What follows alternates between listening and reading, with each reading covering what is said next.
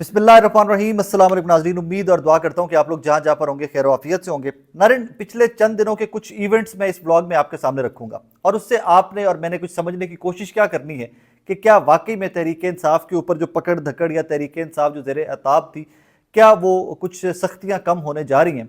मुझे लगता ये है, बज़ाहिर हालात ये बताते हैं। कुछ स्टेटमेंट्स, कुछ पॉलिटिकल डेवलपमेंट्स, कुछ हैपनिंग्स क्या थोड़ा सा आज एनालाइज करते हैं और एक सीक्वेंस में आपके सामने रखता हूँ। उस सीक्वेंस के बाद आप लोग डिसाइड कीजिएगा। मैं कोई एस्ट्रोलॉजर तो नहीं हूँ, कोई पामिस्ट तो नहीं हूँ कि हाथ देखकर या सितारों की चालें देखकर बताऊंगा। पॉलिटिकल हैपनिंग्स देखकर जरूर बता सकता हूँ आपको कि व्हाट इज हैपनिंग और चीजें किस तरफ जा रही हैं। वो मैं सीक्वेंस में आपके सामने रख देता हूँ। आज से ही आगाज कर लेते हैं।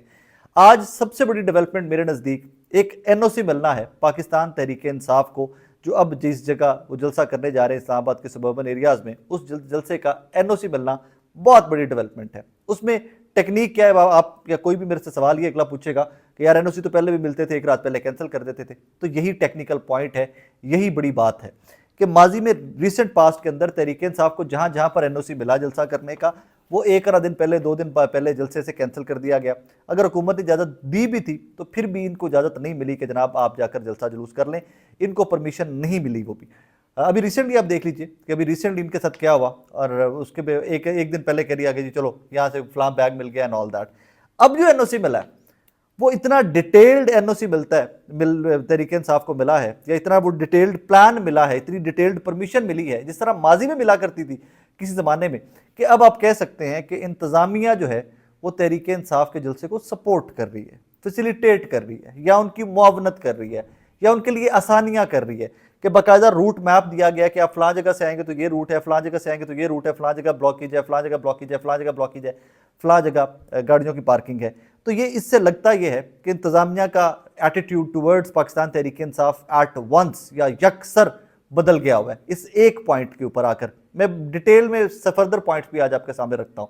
तो यहाँ पर लगता यह है कि हवाओं का रुख बदल रहा है और तहरीक इंसाफ को जो माजी में किसी ज़माने में सपोर्ट या इजाज़त होती थी, जिस तरह इनको फैसिलिटेट किया जाता था, रूट प्लान दिए जाते थे, पार्किंग एरियाज दिए जाते थे, वो इस्लामाबाद की इंतजामिया की जानिब से इस दफ़ा पाकिस्तान तहरीक इंसाफ को दिए जा रहे हैं। और वो जो पॉइंट्स हैं, जो शराइत हैं, जिनके ऊपर कुछ सहाफ़ी हमारे कह रहे हैं कि जी ये शराइत बहुत सख्त हैं, ये वो, तो ये शराइत माजी में भी जलसे जुलूसों में अंडरटेकिंग पॉलिटिकल पार्टीज दिया करती थी। इसमें कोई शराइत आउट ऑफ द ब्लू नहीं, कोई एक शराइत है, शर्त है जो नहीं है। लेकिन जो पाकिस्तान तहरीक इंसाफ को ये एनओसीज विद रूट मिलना, प्लान के साथ मिलना, ये बहुत बड़ा सिग्नल है। ये वो तमाम लोग समझ सकेंगे, वो तमाम सहाफ़ी या पॉलिटिकल पार्टी समझेंगी कि जो जलसे ऑर्गेनाइज करती रही, और उनकी ऑर्गेनाइजिंग कमेटी समझेंगी कि यहाँ पर आकर उनको कितना बड़ा रिलीफ मिला है जो आपको रूट मैप और प्लान दे दिया गया है कि जनाब ये सड़कें हैं। वरना होता ये था कि सादे पेपर के ऊपर एनओसी मिलता था, 1 या 2 दिन पहले जलसे के कह दिया जाता था कि एनओसी कैंसिल, फारिग चले जाए, भाग जाएं, अदालत चले जाए वापस। अभी रिसेंटली देख लीजिए रिसेंट डेवलपमेंट क्या थी। एक और डेवलपमेंट बहुत बड़ी, जो सबसे बड़ी डेवलपमेंट है आज की, उसके ऊपर मैं एंड में आता हूँ। उसके बाद आपको याद होगा कि पाकिस्तान तहरीक इंसाफ के रहनुमा जो इमरान खान साहब से जेल में मिलना चाहते थे, वो जाते थे डेला जेल के बाहर, लाइनें लगी रहती थी, सारा सारा दिन खड़े किए रखते थे। इंपॉर्टेंट मोस्ट लोग जो लॉयर्स की टीम थी, नईम पंजोता साहब भी हो जाए और भी वकला हो जाए, इनको भी, शिबली फराज साहब को इवन बुलाकर बाहर खड़ा कर देते थे। पुलिस जो थी डेला जेल की जो मैनेजमेंट थी वो बुलाकर बाहर खड़ा कर देती थी और एंड में कहते थे भाई आज आपकी मुलाकात नहीं हो सकती, चले जाएं। तो और फिर एक जो सबसे बड़ी मुलाकात थी वो रिसेंटली 9 मई के लोगों को लेकर थी, कि जो 9 मई के प्रिजनर्स थे उनको लेकर थी। उनमें से एक खातून पहले बाहर आ गई, उनका नाम सनम जावेद खान साहिबा था। वो भी कोशिश करती रही कि इमरान खान साहब से मुलाकात हो जाए। अंदर से भी नाम आया कि ठीक है जी सनम जावेद साहिबा को आने दें, लेकिन नहीं, सनम जावेद साहिबा की मुलाकात नहीं हो सकी। आज एक बहुत बड़ा ब्रेक थ्रू है, आज एक बहुत बड़ी पॉलिटिकल हैपनिंग हुई है। आज साबिका एमएनए तहरीक इंसाफ की आलिया हमजा साहिबा, जो 9 मई की बहुत लंबी प्रिजनर रही है, बड़ा लंबा टेन्योर आलिया हमजा साहिबा ने जेल में काटा है 9 मई के बाद। आलिया हमजा साहिबा की आज इमरान खान साहब से मुलाकात हुई है और लंबी चौड़ी मुलाकात हुई है। अब इसके पीछे 9 मई की सारी वो जो पॉलिटिक्स थी 9 मई के इवेंट के ऊपर पॉलिटिकल जमातों की जानिब से, उसको अब कंसिडर में कर लीजिए, उसको जहन में रखिए। और फिर आलिया हमजा को 9 मई के इवेंट के लंबी चौड़ी जेल काटने के बाद आज इमरान खान बानी पीटीआई से मुलाकात की इजाज़त मिल जाना बहुत बड़ी डेवलपमेंट है। और फिर ये लंबी चौड़ी मुलाकात हुई है, ये नहीं थी कि 2 मिनट हेलो हेलो किया उन्होंने, कि खान साहब कैसे हैं आप, उन्होंने कहा आलिया आप ठीक ठाक हैं। नो, ये एक अच्छी खासी लंबी चौड़ी डिटेल्ड मीटिंग हुई है। और आलिया हमजा टेलीविजन के ऊपर भी वापस आ गई हैं। जिस दिन पहले दिन मैंने आलिया हमजा साहबा को टेलीविजन के ऊपर देखा था, मैंने उस दिन स्ट्रेट अप मेरे माइंड में ये क्वेश्चन आया था कि 9 में आलिया हमजा प्रिजनर, लंबी चौड़ी जेल, और एट वंस ये प्राइम टाइम शोज़ के अंदर आलिया हमजा साहिबा जो है अपीयर होना स्टार्ट हो जाती हैं, तो चीज़ें कहीं ना कहीं पर कुछ चल रही हैं। उससे आगे चलिए, एक बहुत बड़ा इवेंट जो होता है ना हमारे जर्नलिस्टिक रूटीन वर्क में, वो होता है DGISPR की प्रेस कॉन्फ्रेंस। इसको बड़ी इंपॉर्टेंस दी जाती है क्योंकि जब फौज का तर्जुमान आके कौम से बात कर रहा होता है या मुल्क के लोगों से बात कर रहा होता है, तो ऑब्वियसली कोई इशू बहुत बड़ा होता है, तो तभी तभी प्रेस कॉन्फ्रेंस आती है। उसमें एट टाइम्स हमारे जो सहाफ़ी भाई हैं वो पॉलिटिकल क्वेश्चन भी थ्रो करते हैं, तो फिर उनको पॉलिटिकल क्वेश्चंस को भी एड्रेस करना पड़ता है। आज भी DGISPR ने प्रेस कॉन्फ्रेंस की, उसमें जो लुब्बे लुबाब था, जो मुझे अंडरस्टैंडिंग उसकी आई, वो तो दो चीज़ें थी। एक तो बलोचिस्तान की करंट सिचुएशन जो है, अख्तर मैंगल साहब का रिज़ाइन, ये वो, उसके बाद बलोचिस्तान में आपको पता है हाइप पकड़ी हुई है, बलोचिस्तान इशू फिर एक दफ़ा बड़ा क्रिटिकल हुआ पड़ा है और पूरी कौम की नज़रें बलोचिस्तान इशू के ऊपर है। एक तो बलोचिस्तान इशू को एड्रेस किया गया था इस सारे मामले के अंदर। सेकेंड फोकस आज इस प्रेस कॉन्फ्रेंस का जो था, वो जनरल रिटायर्ड फैज़ हमीद साबिका DGISPR थे, और फिर उसमें टेक्निकली एक दो चीज़ें जो थी वो अनआंसर्ड छोड़ दी गई कि अगर कोई फौज का बंदा जो आर्मी एक्ट के अंदर आता है उसको पॉलिटिकल मोटिव्स के लिए इस्तेमाल किया गया है, तो फिर कानून अपना रास्ता इख्तियार करेगा। अनआंसर्ड, ओपन एंडेड सा छोड़ दिया गया, इसको भी कोई पिन पॉइंट नहीं किया गया DGISPR की जानिब से। एक और बहुत अहम चीज़ थी इसके अंदर कि पॉलिटिकल पार्टीज़ कोई फेवरेट या किसी के साथ फौज का लेना देना कोई नहीं, और ये स्टेटमेंट रूटीन की स्टेटमेंट आती है। नोटिस करने वाली चीज़ क्या थी, पिछली चंद प्रेस कॉन्फ्रेंसेस निकाल लीजिए DGISPR की, दो चीज़ों के ऊपर आपको एम्फेसिस मिलेगा, दो चीज़ों के ऊपर आपको मल्टीपल क्वेश्चंस मिलेंगे और उनके ऊपर डिटेल्ड लेंथी होमवर्क किए हुए जवाब मिलेंगे। वो दो चीज़ें क्या थी? 9 मई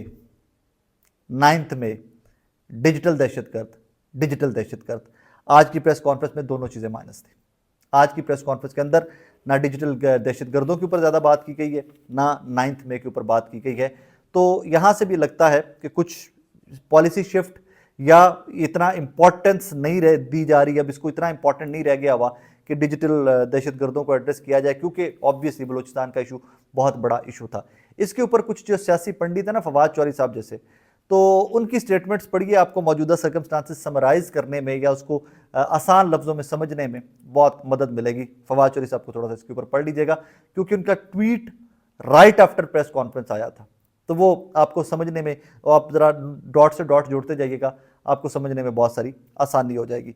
उसके आगे चलिए, तो अब कुछ दिन वापस चलते हैं, और ये मैं हालातों वाक़ बदलना किस दिन स्टार्ट हुए पब्लिकली, उस दिन तक मैं आपको वापस लेके चलूँगा।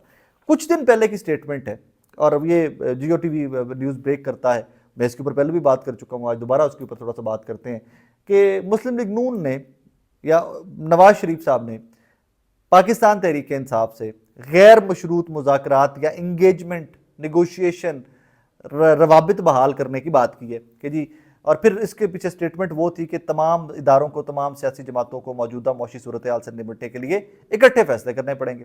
उसके बाद राना सनाउल्लाह साहब को, जो बड़े नाकिद तहरीक इंसाफ के हकीम राना सनाउल्लाह साहब, PMLN के अपने हकीम राना सनाउल्लाह खान साहब जो हैं, राना सनाउल्लाह साहब जो हैं, वो इंगेजमेंट स्टार्ट हो जाती है। उसके बाद उनको आगे कर दिया जाता है कि जनाब आप महमूद अचकज़ई साहब के बहाने या कोई और लोगों के ज़रिए आप पाकिस्तान तहरीक इंसाफ से इंगेजमेंट का आगाज़ कर दीजिए। और उसके बाद कहीं पर ये रेजिस्टेंस भी आती है विद इन PMLN के जी गैर मशरूत नहीं, 9 मई की माफ़ी मांगे, पहले वहाँ स्टार्ट करें, ये करें, वो करें, ऑल दैट।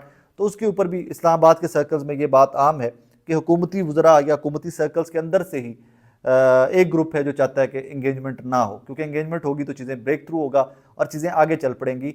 और यहाँ पर सवाल अब ये पैदा होता है कि नवाज शरीफ साहब क्यों चाहते हैं कि इंगेजमेंट हो इमरान खान साहब के साथ, तहरीक इंसाफ के साथ, क्यों डायरेक्टली उनसे बात कीजिए। सवाल ये पैदा होता है ना, आपको और मुझे सवाल के ऊपर ज़रा क्रिटिकल थिंकिंग करनी है, थोड़ा क्रिटिकल एनालिसिस करना चाहिए, हमें सोचना चाहिए कि इतने मुखालिफ एक दूसरे के, कि जिनकी सियासत ही एक दूसरे के खिलाफ खड़ी हुई है, वो क्यों इमरान खान साहब जो जेल में हैं, जो कि इस टाइम के ऊपर मुक़य्यद हैं, उनसे एंगेजमेंट या उनसे मुज़ाकरात क्यों चाहती हैं। मेरे इसके ऊपर बड़ा थॉट प्रोसेस सिंपल सा है। मुझे ज़ाती तौर पर यह लगता है कि एक इवेंट हुआ था इससे कुछ दिन पहले, उस दिन PMLN के कायद को या PMLN को ये सिग्नल चला गया था, इन्होंने रीड कर लिया था बिटवीन द लाइन्स कि तहरीक इंसाफ से किसी लेवल की एंगेजमेंट स्टैब्लिशमेंट की चल रही है। वो इवेंट क्या था, अब ज़रा उसके ऊपर वापस चलते हैं, थोड़ा सा मजीद आपको चंद हफ्ते या तो चंद दिन पहले या माजी में लेके चलता हूँ। आज़म सवाती साहब सुबह 7 बजे अडाला जेल में 7:30 बजे इमरान खान साहब से मुलाकात करते हैं, जलसा पोस्टपोन के, जलसा डिले करने के लिए, जलसा रुकवाने के लिए, तरनौल वाला। उस दिन एट वंस चीज़ें बदल गई थी हमारे सहाफ़ती सर्कल्स में, हमारे पॉलिटिकल सर्कल्स में, उन कनेक्शंस में जहाँ जहाँ पर रब्ता किया था, तो हर बंदा एक ही चीज़ पे काम कर रहा था कि क्या आपकी पंजाब गवर्नमेंट को इस मुलाकात का पता था, क्या नहीं पता था। और यही सारी गेम थी। ये एक वाहिद नुक्ता था, बारीक सा नुक्ता था कि जिसके ऊपर तमाम तर चीज़ें खड़ी हुई थी। उस एक आजम सवाती साहब, मेरी ये अंडरस्टैंडिंग है, दिस इज माई अंडरस्टैंडिंग, उस एक मुलाकात जो आजम सवाती साहब वाली हुई थी ना, उसके बाद इवेंट्स यूं यूं यूं चेंज हुए। तो हो सकता है कहीं पीएमएलएन के कायद मियां नवाज शरीफ साहब जो हैं उनको भी ये एहसास हुआ हो कि अगर एंगेजमेंट पहले से चल रही है तो हम पे वारिद कर दिया जाना किसी का, उससे क्या बेहतर नहीं कि हम पॉलिटिकल पार्टीज डायरेक्टली इंगेज करें एक दूसरे को। क्योंकि आपको याद होगा 2019 के अंदर ख्वाजा आसिफ साहब जनरल फैज़ हमीद के थ्रू इंगेज थे, गवर्नमेंट ले लो, गवर्नमेंट दे दो, गवर्नमेंट ले लो, गवर्नमेंट दे दो की मामलात चल रहे थे। और तहरीक इंसाफ एक सफ़े को सर पे उठा के बैठी थी कि एक सफ़ा, one page one page one page. अब ये सारी डेवलपमेंट्स को देखकर मैं ये तो नहीं कह सकता कि जी कल सुबह या परसों या महीने 2 महीने के बाद इमरान खान साहब जेल से रिहा हो रहे हैं। मैं नहीं कह रहा, मैं कोई पंडित नहीं हूँ, मैं कोई पामिस्ट या एस्ट्रोलॉजिस्ट नहीं हूँ, एस्ट्रोलॉजर नहीं हूँ कि मैं आपको कोई डेट दे सकूँ। पॉलिटिकल हैपनिंग्स पॉजिटिव हैं फॉर पाकिस्तान तहरीक इंसाफ, उनकी फेवर में ये जा रहे हैं तमाम सर्कमस्टांसेस। इमरान खान साहब की स्टेटमेंट्स आज की भी देख लीजिए, वो अपनी जगह पे है। मोहसिन नकवी साहब, आर्मी चीफ साहब, तमाम लोगों को लेकर उनकी स्टेटमेंट्स, उनका बयानिया अपनी जगह पे है। लेकिन ये सारी हैपनिंग्स जो मैंने आपको गिनवाई है ना, ये हैपनिंग्स बहुत पॉजिटिव है। इससे स्ट्रेट अप एक चीज़ लगता है कि भाईजान हवाओं का रुख बदल रहा है और शहर इक़्तिदार में हवाओं का रुख बदल रहा है। कहानी क्या है इसमें, मेरे जाते जाते एक और गुजारिश आपके गोश गुजार करता जाऊँ कि जनाब हमारे दोस्त ममालिक जिन पे हम बहुत तकिया करते हैं when it comes to economy finances की बात आती है, तो वो एक चीज़ के ऊपर बजिद रहे हैं, political stability and then financial stability. अब हो सकता है कि वो सारी एंगेजमेंट, वो सारे मामलात जो थे वो उस मौके पर आ गए हों, वो उस जगह पर आ गए हों जहाँ पर समझ लिया गया हो कि जनाब अगर आगे चलना है ना तो फिर हमें इन्हीं के साथ मिलकर आगे चलना पड़ेगा, वरना कहानी है कोई नहीं, वरना हमें कुछ डिसीजंस जो हैं वो लेने पड़ेंगे। और अगर इसी तरह के डिसीजंस लेने पड़े, इकट्ठे चलने की बात होती है, इंगेजमेंट की बात होती है, तो या मैंडेट वापस करना पड़ेगा या इलेक्शन में जाना पड़ेगा। तो तहरीक इंसाफ का मैंडेट तो वापस नहीं आएगा। मैंडेट वापस नहीं आएगा की दलील मेरे पास एक है कि जब आप ये तहरीक इंसाफ का मैंडेट वापस कर दें तो फिर आप इमरान खान के बयानिए को मिनोअन तस्लीम कर लेते हैं कि हाँ दिन दिहाड़े डकैती हुई 8 फरवरी को, वो कोई बंदा मानने को तैयार नहीं होगा। लिहाजा जब भी कोई ब्रेक थ्रू होगा तो कोई टाइम फ्रेम तय किया जाएगा कि इतने से टाइम के अंदर इलेक्शन होने जा रहा है, मिड टर्म। एक और जाते जाते हिंट बहुत बड़ा आपको देके जा रहा हूँ, मौलाना फजलुर रहमान साहब आगे का देख के ना वो दीवार के पीछे देख सकते हैं उन सियासतदानों में से, वो हुकूमत के साथ क्यों नहीं गए जब सेनेट की 2 नशिस्तें भी मुबैना तौर के ऊपर ऑफर हो रही थी, गवर्नरशिप भी मिल रही थी, तो JUIF हुकूमत के साथ क्यों नहीं गई जबकि शहबाज शरीफ साहब ने भी ताउन की रिक्वेस्ट की उनको। ये 3-4 इशारे हैं, अगर आप इनको बिटवीन द लाइन्स रीड कर लें तो आपको मौजूदा सर्कमस्टांसिस को गुत्थी सुलझाने में कोई मुश्किल पेश नहीं आएगी। लेट्स होप एंड प्रे कुछ भी हो इस मुल्क के लिए अच्छा हो, आपके मेरे लिए अच्छा हो। हम थक गए हैं चक्कर काटते काटते दायरों के अंदर, तो अल्लाह करे कि हमारे ये चक्कर ख़त्म हो और हम किसी पॉजिटिव ट्रैक के ऊपर मुल्क को आगे लेकर चलने में कामयाब हो जाएं। अपना बहुत सारा ख्याल रखिएगा नाज़रीन, दुआ में याद रखिएगा। नेक्स्ट व्लॉग तक अल्लाह हाफ़िज़।